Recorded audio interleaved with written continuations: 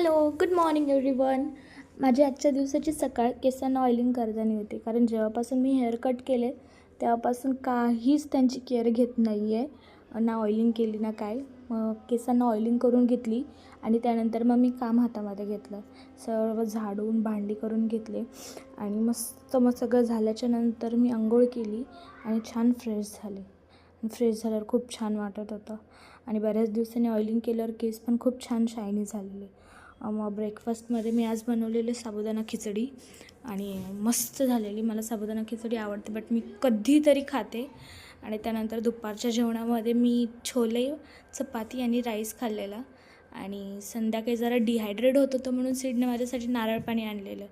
आणि मग त्यानंतर डायरेक्ट संध्याकाळी मला भूक लागलेली म्हणून सिड आज माझ्यासाठी बिर्याणी बनवत होते आणि ते एक नंबर दम बिर्याणी बनवतात. I just love it. मी बोलते ना, मी फक्त त्यांच्या हातानेच बनवलेली बिर्याणी खाते, कारण अतिशय मस्त असते ते. आणि त्यानंतर बिर्याणी खाल्ली आणि असा होता आजचा माझा दिवस. बाय. Thank you for watching.